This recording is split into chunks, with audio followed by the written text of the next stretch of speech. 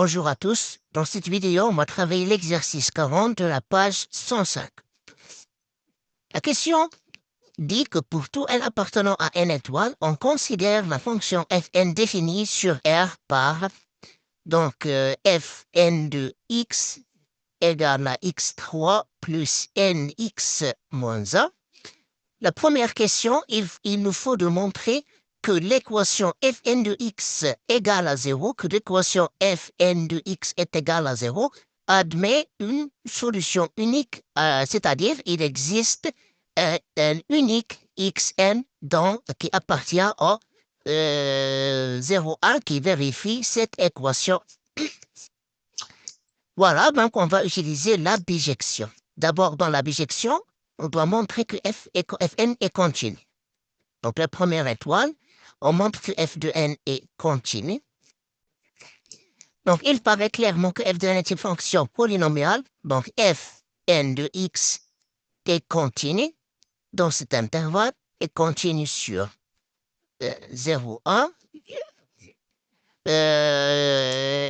Deuxième chose, on doit vérifier que fn est dérivable, puis calculer sa dérivée. Non, on doit trouver la monotonie.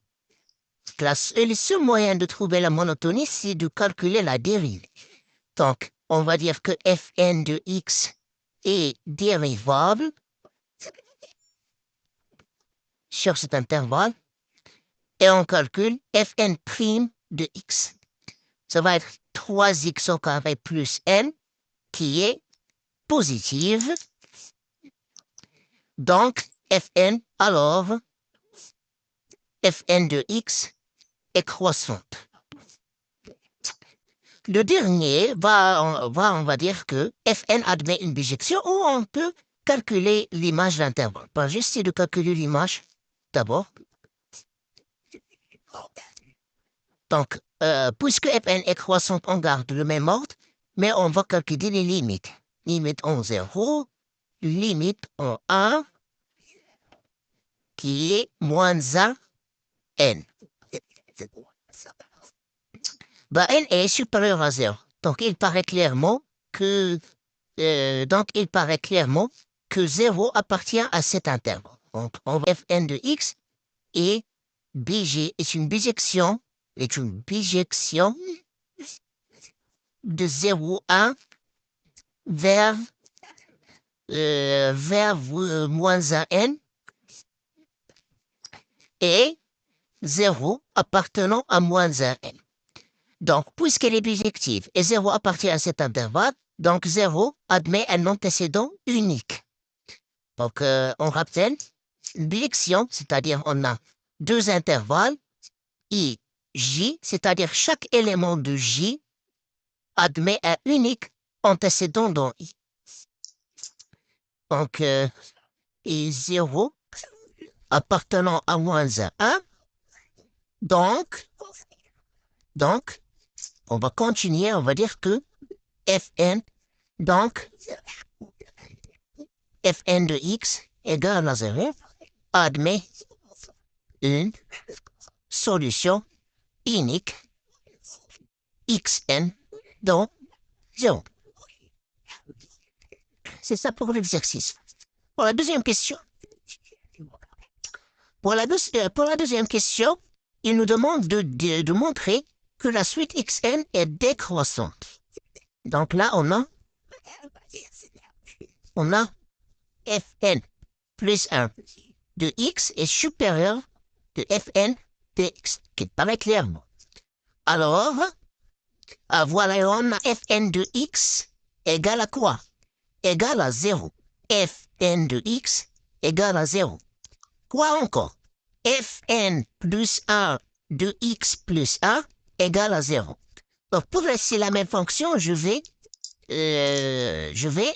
remplacer fn de x par fn de n plus fn de plus 1 de xn plus 1. Donc, fn plus 1 de x est supérieur à fn plus 1 de x plus 1.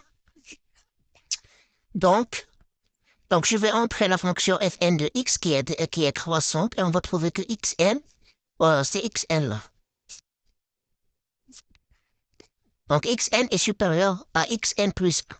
Bah, on a montré que xn est supérieur à xn plus 1, alors, xn est décroissante. C'est ça pour la deuxième question. Maintenant, pour la troisième question, on doit montrer que la suite xn est convergente. C'est la troisième, je pense. Bon, alors, il reste une question B. Cette question est A.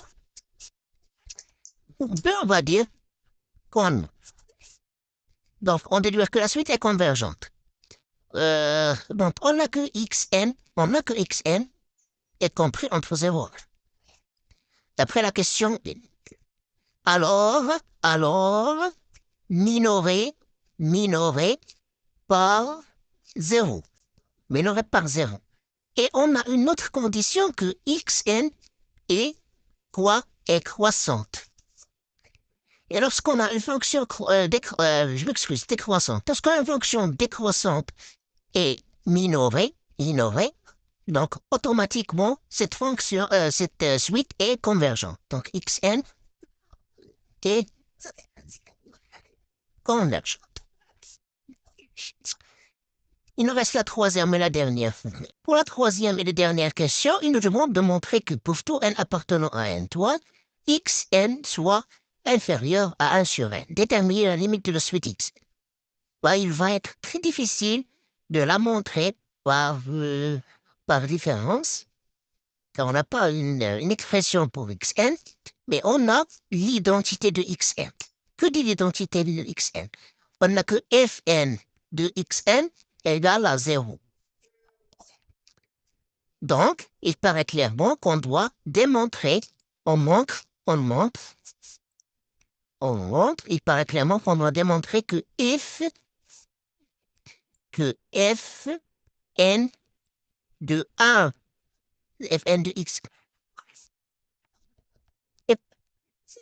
J'ai dit qu'on doit montrer que fn de xn soit inférieur à fn de 1 sur n. Je n'ai fait que entrer fn. Car on sait fn de xn. C'est-à-dire quoi? C'est-à-dire fn de xn, on a est égal à 0, c'est-à-dire on montre que fn de 1 sur n positif. Pour montrer celui-ci, ben c'est très facile. On doit seulement calculer fn de 1 sur n. Ben, fn de 1 sur n égale à 1 sur n à la puissance 3 plus n fois 1 sur n moins 1.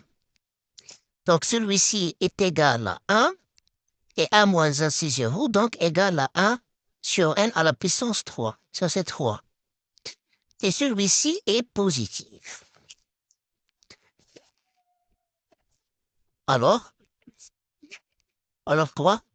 Alors, fn de xn est inférieur à fn de 1 sur n, et puisque fn est croissante, alors on peut entrer fn moins 1, et aussi croissant.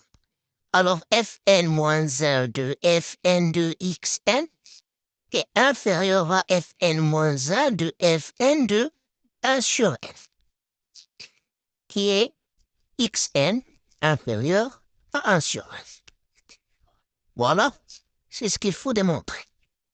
Pour la dernière question, il nous demande de calculer ou bien de déterminer la limite. La limite, c'est très facile, c'est la limite de 1 sur n.